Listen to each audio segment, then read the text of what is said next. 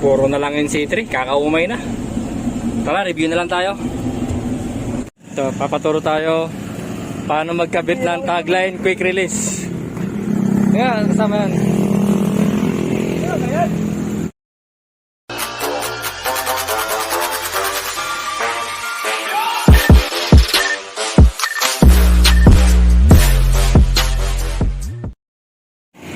Ito yung common to basic na.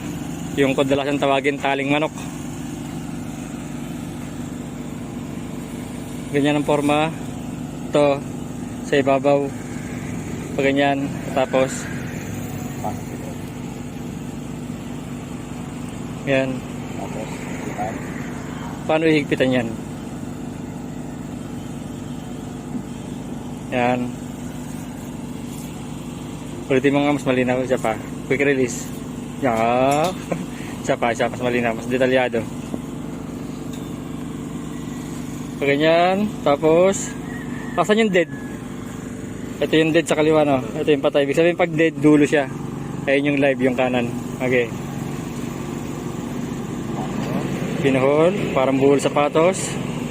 Sa ilalim dumaan. Okay. Yan. Ang tawag sa taling yan? Taling manok. Ano pa ang isa mong alam? Ayun muna. Pakita ko naman sa akin yung talent ko, no? Sana.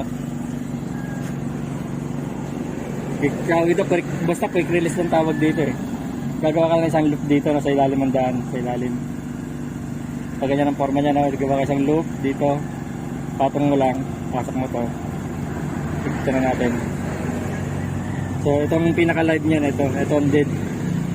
Pwede siya maging tagline. Pagkakalasin mo, ganun lang. Ngayon kung susubukan ko padaanin sa ilalim, ito sa ibig ko sa ilalim to, gaganyanin ko, medyo mahirapan ako gumawa, no? Edi, kung sa ibabaw pala, mali na naman ako. Kung sa ibabaw ko pala daanin, tsaka kayo mapatong dito sa ilalim, medyo mahirapan tayo gumawa nun. Pero parang mabilis na makalas ka agad, oh. Kaya kailangan talaga daan sa ilalim. Pag ganyan, ilalim. Tapos pasok mo dito, medyo habaan natin para masama. Basta ito yung dead, ito yung live, no? Bitin ka, mas malinaw. Loop, isang loop. Dito, patong. Quick release yan yung common na ginagawa ng mga nagre-rigger. Ngayon kung sa mga erection naman, medyo mahaba-haba, nagkakabit ng idle. Siyempre pag nakatali sa taas, akitin mo pa yun para tatanggalin yung tagline. Problema yun. Gagamit natin yung gitna, no? Halimbawa ganito kahaba. Yung maabot sa baba, kahit dito. Gitna na kukuha natin yung gitna ng lubid, no? Isa dito ako, tawag dito, basta quick release pa rin ito, no? Kukuha tayo dito nasa itaas, no? Yan. Itaas isa. Tapos kukuha natin itong isa naman. Kukunin ko naman itong kabila.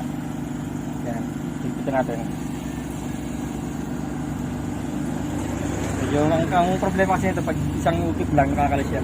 May tendency na makulas. Ngayon, ulitin ko lang. Pasa ko na ng ano dito. Silahin ko na naman itong isa. So, ito na ngayon, itong live ngayon. Ito ngayon ang live. Ito yung quick release. Yun yung pinakaano niya na. Nga lubid. Saka ulitin ko nga.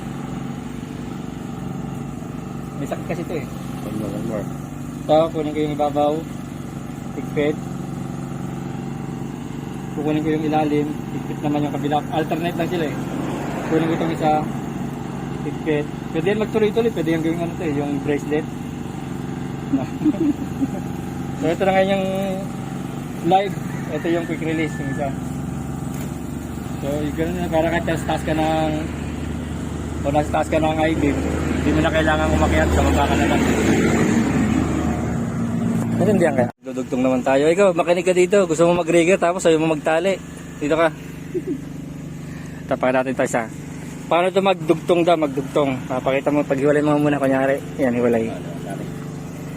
Yan, magdudugtong kunyari. Hindi, yan, hiwalay. So, magdudugtong tayo, no? Yung madali lang din kalasin. Dito sa pwesto ulit. Madaling kalasin. Hindi po ka, wag maya. Dito ako kumawa sa view na to. Anong tawag sa tali niyan? Taling bahala. Bahala.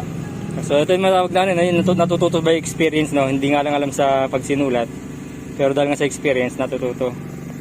Sa ilalim tong ano, tawag ito isang loop din, diba? Loop. Basta bumilog ka, loop yan. Sa ilalim siya. Tapos, pinasok sa ibabaw.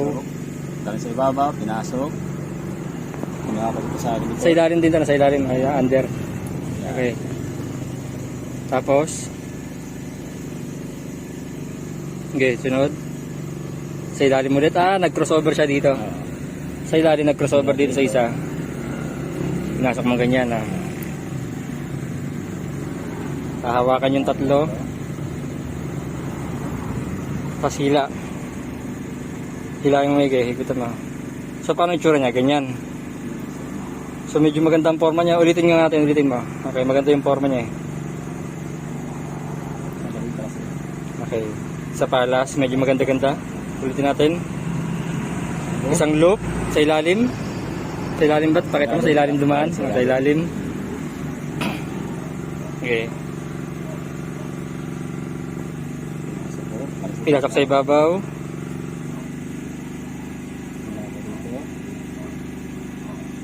Okay. Nag-overtake sa ilalim. Okay. Hilahin tatlo. Sarado. Pag mong higpitan. Ganda ng forma niya pagdating dito, no? Medyo yung tsura ng ano niya, ano ba to? Pagkaka-splice. Parang naka-bowline. Higpitan mo na. Higpitan mo. Parang naka-bowline siya. Ito gusto ko makita. Ayan, no? Hindi masyado makita dito, yan, no? Yung pinaka... Yan. So, baligtarin siya, no? Ganun forma, no? So, yan. Okay naman siya. Papakita ko naman din yung sa akin. Lagi ako may pinagmamayabang din, no? So, ito naman sa akin, no? Madalas basic lang naman din to, no?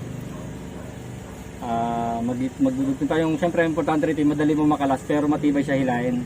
So, gagawa lang tayo ng isang eye. Dito, dadaan tayo sa ilalim. Parang kukuberan lang natin, Kung parang sa ilalim, ikot, back siya sa likod, balik ulit natin dito. So ganyan ang forma niya. Ganyan magiging forma niya, no? Yung ganyan tali, matibay rin yan, hindi rin yan basta-basta makakalas. Pwede niyang pantowing, pandugtong, ganyan. Kaso, pag mahigpit niya, madali lang naman din siyang kalasin, no? Kasi higpitin mo lang naman ito, gaganyan mo lang naman. So, isa lang din yan sa mga tip, no? So, basic lang din, ulitin ko. Kahit sa ibabaw ka naman dumaan, ikot mo lang siya dito sa ibabaw din, balik mo lang din dito. Ang importante yung tsura niya ganyan. Yan. So, basic na ano lang, no? Basic na tutorial. Kanya ulit. Common.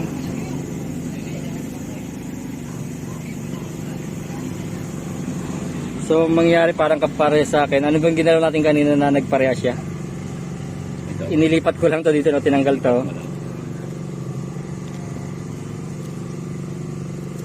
Halos kaparehas na rin yung kanina, no? Konting adjust lang. Parehas na rin, no? So, yun lang. Basic lang naman din. Ano? Pwede mo laro-laruin. Okay? Sana may naiambag tayo.